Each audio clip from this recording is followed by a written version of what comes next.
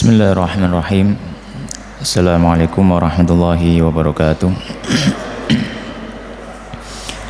Alhamdulillah wassalatu wassalamu ala rasulillah wa ala alihi wa ashabihi wa man wala wa la hawla wa la quwata illa billah, amma ba'd. Allahumma subhanaka la ilma lana illa ma 'allamtana innaka antal alimul hakim wa tub 'alaina innaka antat tawwabur rahim. Allahumma inna nas'aluka ilman nafi'a wa rizqan thayyiba wa amalan mutaqabbala. Allahumma barik lana fi bukurina ya rabbal alamin. Jamaah rahimani wa rahimakumullah. Alhamdulillah, Allah subhanahu wa ta'ala di pagi hari ini masih memberikan kita kenikmatan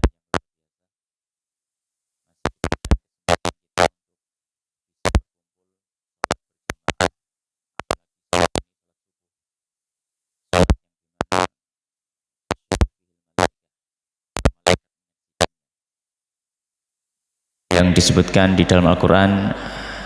Salat subuh memiliki salah satu sifat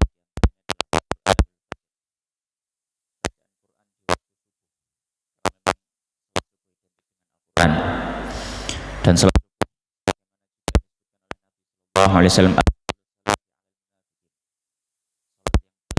yang dilakukan oleh orang munafik itu ada dua, salat isya dan salat subuh. Dan waktu subuh adalah permulaan dari hari yang mana Nabi Shallallahu Alaihi Wasallam mendoakan bagi umatnya pada waktu pagi harinya, di mana Nabi Shallallahu Alaihi Wasallam beliau menyampaikan dalam satu doanya, Allahumma barik lana fi bukurina. Allah atau dalam riwayat yang lain, Allahumma barik li ummati fi bukuri.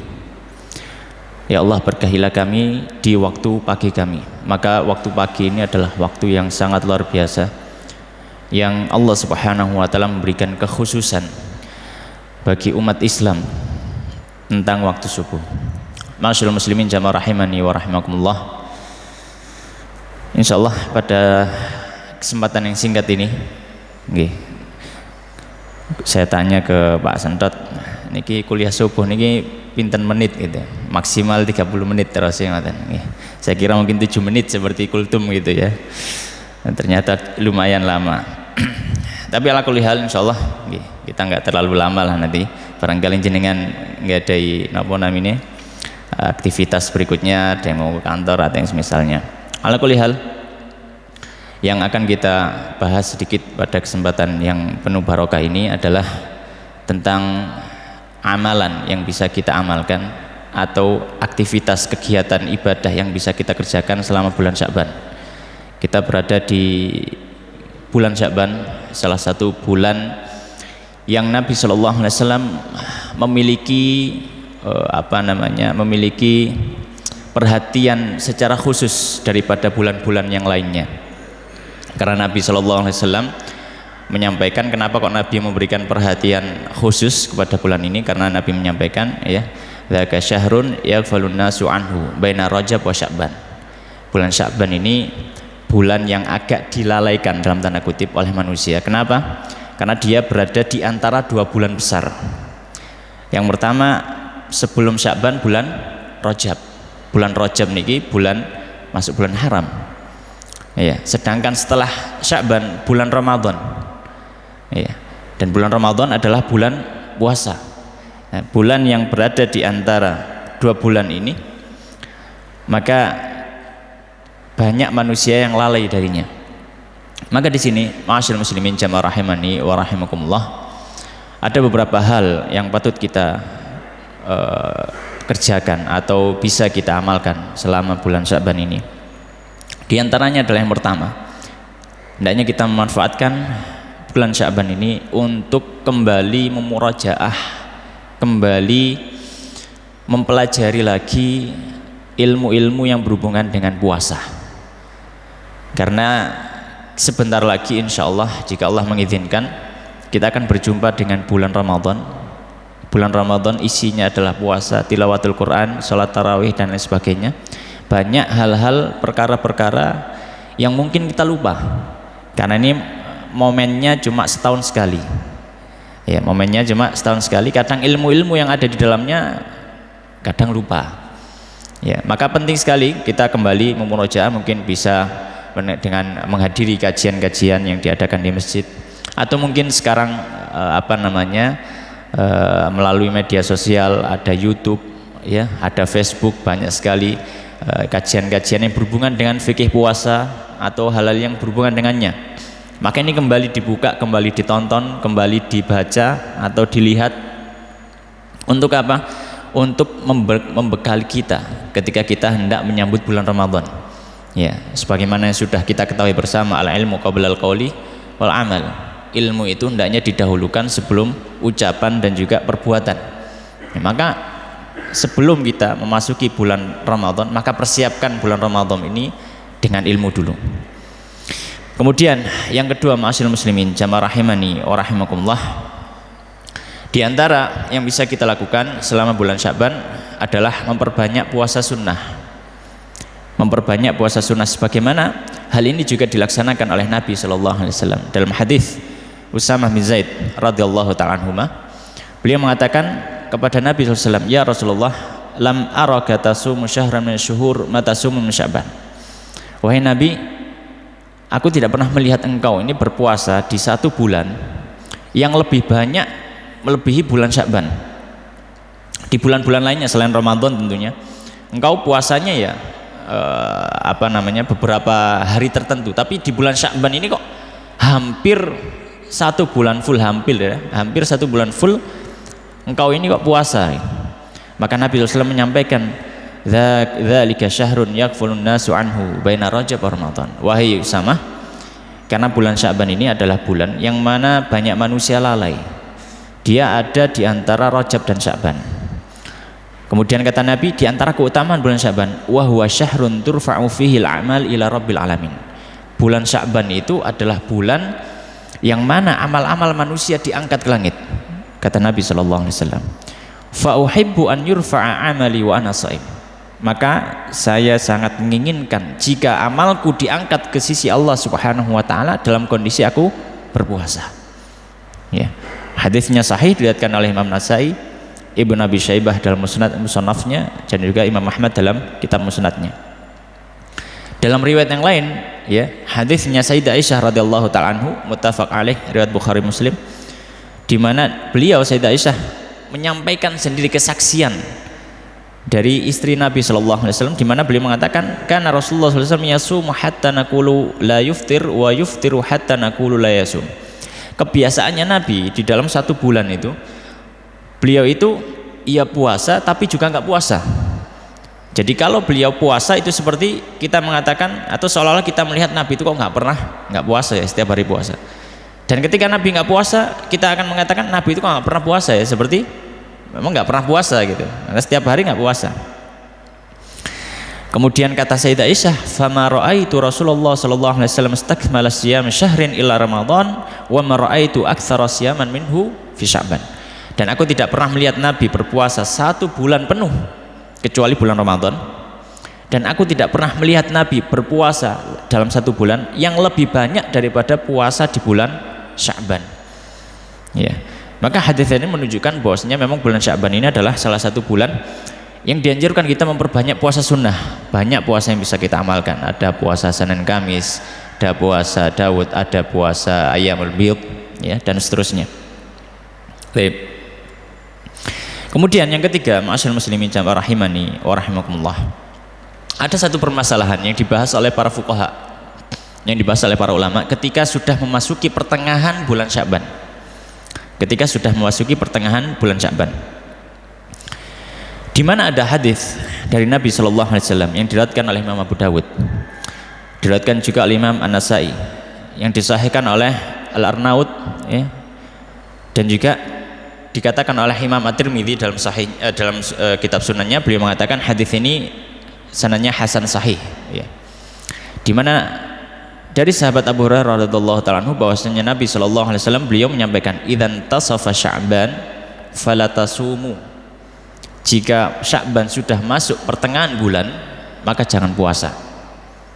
Dalam riwayat yang lain, fakaffu anisyam, jagalah diri kalian dari puasa. Ya, jagalah diri kalian dari puasa. Ya. Dan beberapa riwayat yang lain, riwayat-riwayat yang lain ini yang senada dan juga semakna, bahwasanya ketika sudah masuk pertengahan bulan Sya'ban, ya, tanggal 16 ke atas, maka jangan berpuasa. Maka para ulama di sini mendudukkan hadis ini. Ini bagaimana kita menafsirkan? Tentu saja kita tidak boleh menafsirkan sesuai keinginan kita, tapi menurut apa yang disampaikan oleh para ulama, karena mereka yang lebih tahu daripada hadis Nabi Shallallahu Alaihi Wasallam.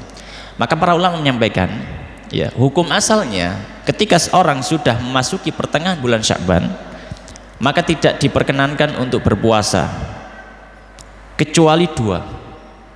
Yang pertama, kalau dia punya hutang puasa Ramadan sebelumnya.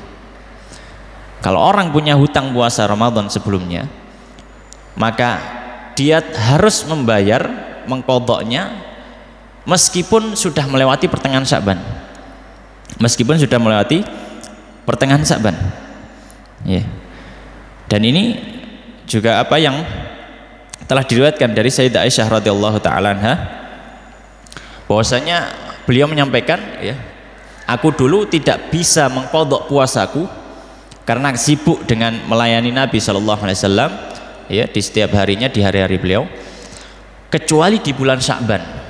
Maka Sayyidah Aisyah radhiyallahu taala anha, beliau mampu mengqadha baru ketika Sya'ban, ya. Maka yang pertama yang diperbolehkan untuk berpuasa ketika sudah melewati bulan Sya'ban adalah untuk mengqadha puasa, ya, untuk mengqadha puasa. Kemudian yang kedua, ya, yang kedua adalah kalau orang itu memang sudah memiliki kebiasaan puasa sebelumnya, ya, misalkan di bulan-bulan sebelumnya, ya, dia atau mungkin sebelum masuk pertengahan Sya'ban dia pernah puasa Senin atau Kamis misalkan, ya, atau memang sudah memiliki kebiasaan puasa, kemudian dia dalam tanda kutip, ya, istilahnya wirid puasanya gitu, ya, bertepatan setelah pertengahan Sya'ban, maka tidak masalah, ya, maka tidak masalah, ya. Atau misalkan dia menyambung dengan hari sebelum masuknya pertengahan Sya'ban, misalkan tanggal 13, 14, 15 dia puasa ayyamul bid, dia puasa sunnah pertengahan bulan, kemudian setelah itu dia lanjutkan puasa, misalkan jadi puasa Daud, nggak masalah, karena dia sudah menyambung dengan hari sebelum pertengahan Sya'ban, maka ini diperbolehkan, ya, maka ini diperbolehkan. Alasannya apa? Alasannya adalah hadis yang diriwayatkan oleh Imam Bukhari dan juga Imam Muslim dari sahabat Abu Hurairah radhiyallahu taala anhu. Beliau menyampaikan, ya, bahwasanya Nabi sallallahu alaihi wasallam bersabda, la taqaddamu Ramadan bi shaumi yaumin wala yaumain. Jangan mengawali Ramadan, maksudnya pas bulan Sya'ban, dengan berpuasa sehari atau 2 hari sebelumnya, maksudnya pertengahan Sya'ban yang terakhir. Jangan mengawalinya dengan puasa. Illa, kata Nabi, kecuali rajulun kana yasumu sauman, kecuali orang yang memang sudah ada kebiasaan puasa sebelumnya, ya, fal yasumhu, maka kata Nabi silahkan dia lanjutkan kebiasaannya itu, maka silahkan dilanjutkan kebiasaannya itu. Maka bagi orang memang sudah memiliki kebiasaan puasa atau mungkin sudah berazam sejak sebelum pertengahan Sya'ban, ya, ingin puasa, misalkan nyoba puasa Daud misalkan, atau puasa Senin Kamis, sudah dapat Senin, Kamisnya itu pas masuk pertengahan Sya'ban, nggak masalah, ya, Kamisnya pas masuk pertengahan Sya'ban nggak masalah, ya, karena memang sudah diawali dengan sebelum pertengahan Sya'ban. Ma'asyiral muslimin jamaah rahimani wa rahimakumullah. Kemudian yang keempat, perkara keempat, ada satu hal yang perlu kita fahami juga, hal yang penting, bahwasanya bulan Sya'ban ini adalah garis terakhir kita untuk mengqadha puasa Ramadan. Sya'ban itu adalah garis terakhir kita untuk mengqadha hutang puasa di bulan Ramadan sebelumnya, ya.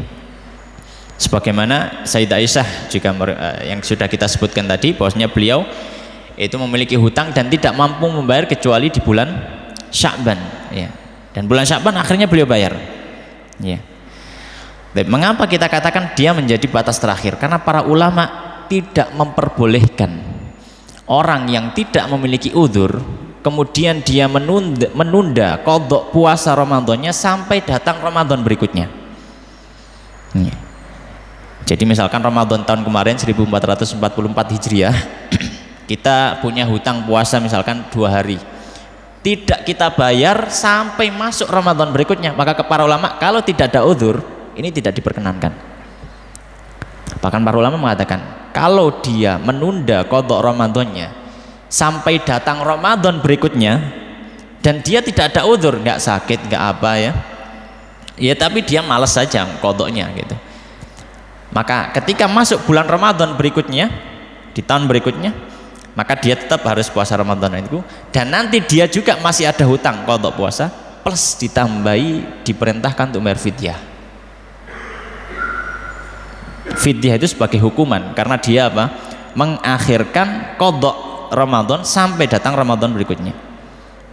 Apa landasan dalam hal ini? Mengapa kok harus ditambahi fidyah? Apakah ada riwayat dari Nabi SAW? Tidak ada, sama sekali tidak ada. Kemudian dari mana? Hal itu adalah fatwa dari para sahabat.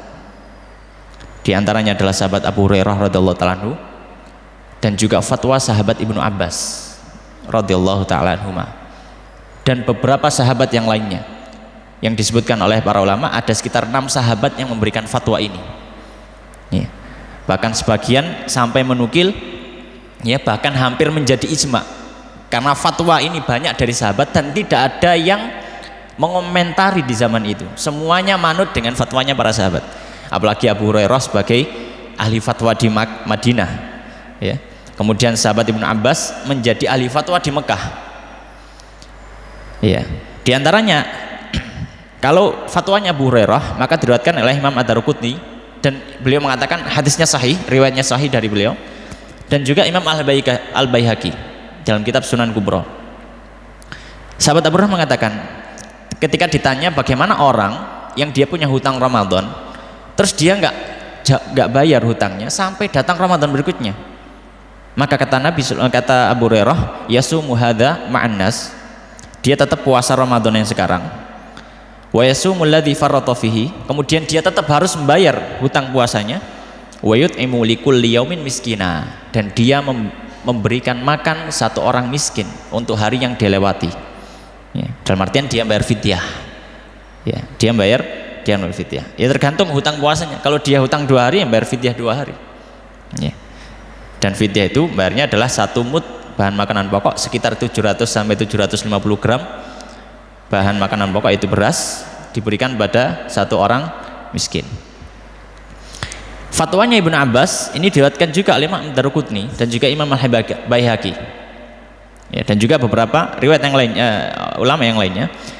Beliau mengatakan, sahabat Ibnu Abbas, man farrata fi siyami syahr Ramadan hatta yudrikuhu ramadhana akhar, siapa yang dia menyanyiakan ya, atau dia punya hutang puasa Ramadan sampai datang Ramadan berikutnya, falyasum hadzal ladzi adrakahu, maka dia puasa di Ramadan tahunnya itu, tsummal yasum ma fatahu, kemudian dia tetap harus mengqadha, wa yut'im ma kulli yaumin miskinah, dan dia membayar fidyah ya. Dan ini adalah dan ada beberapa sahabat lagi yang memfatwakan hal yang senada. Maka ini adalah pemahaman dari para sahabat, pokoknya memang ketika orang itu menyanyiakan kesempatannya untuk mengqadha Ramadan sampai datang Ramadan berikutnya, maka membayar fidyah ya, maka membayar fidyah ya. Oleh karenanya kita sebutkan tadi Sya'ban ini garis akhir orang untuk membayar puasanya ya, hutang puasanya. Kemudian yang kelima, masyaallah muslimin jamaah rahimani wa rahimakumullah, ada satu hadis dari Nabi sallallahu alaihi wasallam yang diriwayatkan oleh Imam Tirmidzi, diriwayatkan oleh Ibnu Majah, diriwayatkan oleh Ibnu Hibban, dan disahihkan oleh Al-Arnaud dan juga dihasankan derajat hadisnya oleh Al-Albani, di mana disebutkan dari Sayyidah Aisyah radhiyallahu taala anha, Nabi SAW menyampaikan, innallaha azza wajal yanzilu lailatan nisfi min Sya'ban ila sama'id dunya, bahwasanya Allah itu turun ke langit dunia di malam nisfu Sya'ban, malam nisfu Sya'ban. nisfu Sya'ban itu, nisf artinya tengah, Sya'ban ya bulan Sya'ban, berarti malam pertengahan Sya'ban, ya, malam tengah Sya'ban. Fayaghfiru li aktsara min adadi sya'ri ghanami kalbin, lalu Allah mengampuni untuk makhluknya melebihi sejumlah bulu yang ada di seekor kambing. Makanya ampunan Allah diberikan luar biasa pada malam nisfu Sya'ban. Oleh karenanya para ulama menyampaikan termasuk hal yang bisa diamalkan, dikerjakan adalah memperbanyak ibadah pada malam nisfu Sya'ban, tapi secara mutlak. Makanya secara mutlak ini kita bisa ibadah apapun. Salat malamnya yang biasa salat malam, silakan salat malam, mungkin ditambahi. Yang zikir silakan zikir. Yang baca Quran silakan baca Quran. Tapi secara mutlak. Kenapa kita kasih catatan secara mutlak? Karena ada banyak amaliyah, praktek yang sebenarnya tidak berkesesuaian. Di antaranya adalah salat-salat yang dilakukan secara khusus. Ya. Ada yang menyebutnya dengan istilah salat alfiyah. Ya. Ada yang menyebutkan dengan istilah salat raghaib. Kalau salat raghaib itu ada yang salat di Rebo Kasan. Rebo Kasan itu Rebo pungkasan Rebo di akhir bulan Rajab, itu namanya Rebo Kasan. Itu ternyata ada salat raghaib. Dan ini sudah dibahas oleh para ulama, dibahas oleh Imam Nawawi. Ya, Imam An-Nawawi yang wafat tahun 676 Hijriah. Beliau membahas salat-salat ini. Dan beliau memperingatkan, tapi masih diamalkan sampai hari ini, gitu, di sebagian tempat, ya, dimana di pertengahan bulan Sya'ban melakukan sholat-sholat secara khusus. Ada yang menyampaikan sampai bisa 100 rakaat, ada keutamaan khusus. Maka sholat secara khusus semacam ini, Imam Nawawi sendiri beliau menyampaikan dalam kitabnya Al-Majmu' Syarh Muhadzab, beliau menyampaikan ini adalah satu amalan yang sangat diingkari dan tidak boleh diamalkan oleh beliau, ya. Itu kalau misalkan dilaksanakan secara khusus dengan kriteria-kriteria tertentu, maka tidak boleh. Terus apa yang bisa diamalkan tadi? Amalan-amalan sunnah secara mutlak, baik itu sholat malam, zikir, baca Quran, ya. Baik. Ada juga tentang membaca surat Yasin, ya.